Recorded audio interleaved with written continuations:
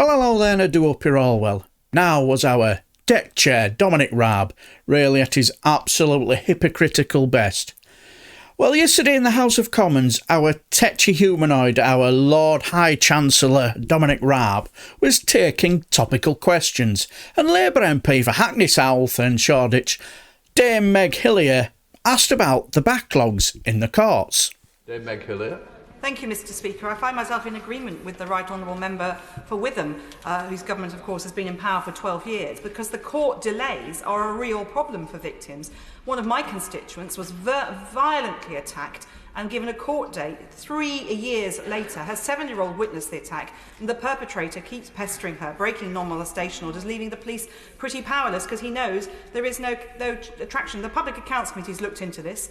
The backlog is not going down, will not be lower than the pre-pandemic. It's not about COVID. What is the Secretary of State doing to get a grip on his department and make sure that the court delivers justice for victims? Secretary. Can I just say to the Honourable Lady, the Crown Court backlog did reduce from over 60,000 cases in June 2021 to under 58,000 cases at the end, at the end of March 2022.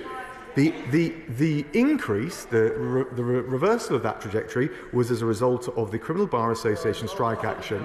It was unwarranted. Well, I'm looking at the front bench opposite. When we announced our proposals on the legal aid review, they agreed with every single one. Yet again, when it comes to the justice system, as so many other things, they're not on the side of the public, they're on the side of those who take disruptive industrial action. Now, when Dame Meg Hillier told this harrowing story about one of her constituents having to wait 3 years for a court date and all the havoc her constituent had to go through, that will ring true whether you've had to deal with the same situation in the law courts or if you've read Fake Law from the Secret Barrister, who wrote a whole litany of these stories. But then when deck chair Dom, he partaked in a bit of party politicking, it's then all fair in love and war, I suppose. What's good for the goose is good for the gander, eh? Well, up steps Labour MP for Cardiff North, Anna McMorrin. Shadow Minister Anna McMorrin. Thank you, Mr Speaker. My constituent Sarah was sexually assaulted, and after a 3-year wait and a hugely traumatic trial, the defendant was found not guilty. Speaking about her experiences in the criminal justice system, she said, "I felt like I was being publicly beaten and humiliated. I wouldn't advise anyone to go through it. They destroy you." So can the Secretary of State tell me how survivors like Sarah are supposed to trust this government when 7 years on, we're still waiting for the Victims' Bill, whilst he himself is under investigation for bullying? Secretary. I'm afraid she rather demeaned the very important point she was making by trying to score political points at the end. But let me just answer very directly.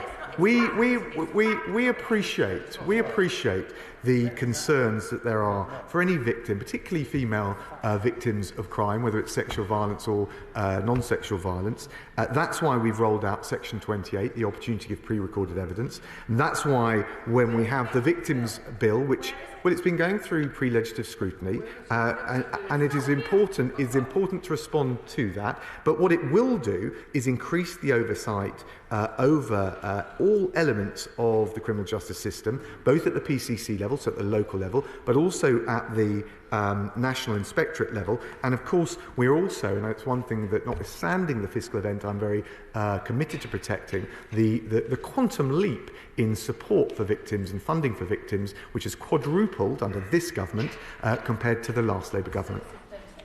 Oh. Now I see.